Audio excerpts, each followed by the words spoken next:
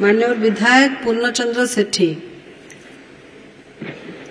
Honourable speaker madam,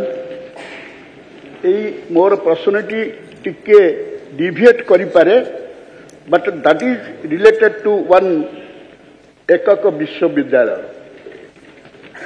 गत 22/7/24 संवाद रे एक विस्मरक स्थिति थिला।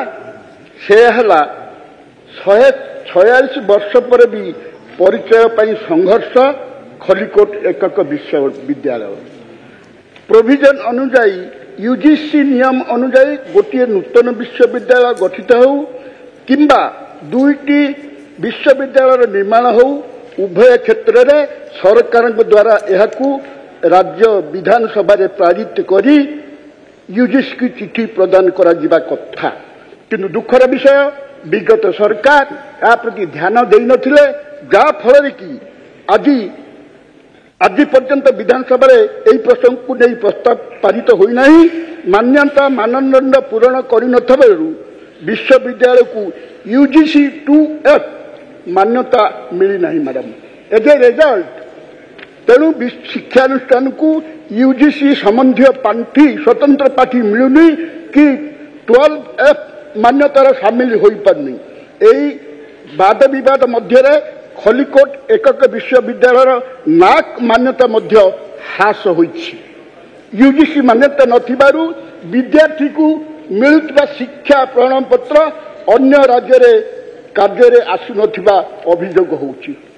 एही समस्या को नहीं विश्वविद्यालय समावर्तन उत्सव मध्य आयोजन हो पारु नहीं मैडम। एकक विश्वविद्यालय घोषणा को 3 वर्ष बीती स्थायी कुलपति नियुक्त होना। ब्रह्मपुर विश्वविद्यालय कुलपति गीतांजलि दास यार अतिरिक्त दायित्व देते।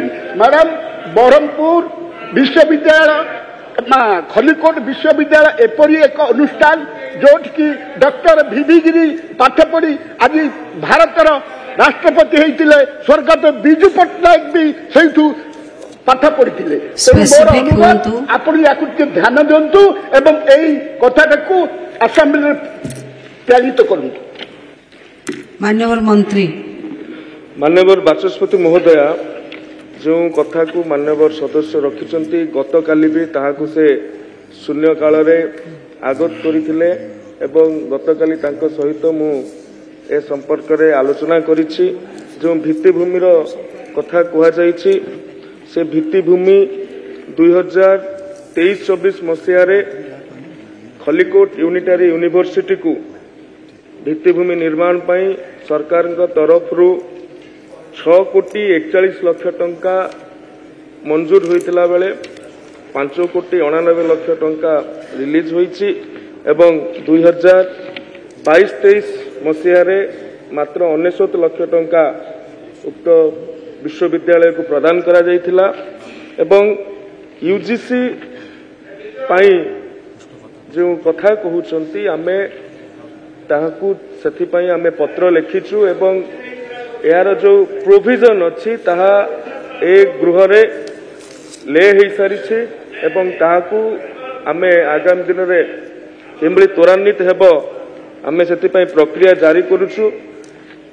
गोटे सप्ताह कि 2 सप्ताह तले जे VC दायित्व रे अछंती तांको सहित मध्य एक स्वतंत्र बैठक ए खलिकोट विश्वविद्यालय संपर्क रे हेइथिला एवं आमे जो परमानेंट VC अपॉइंटमेंट पाई प्रक्रिया एबे आज पर्यंत जारी रही।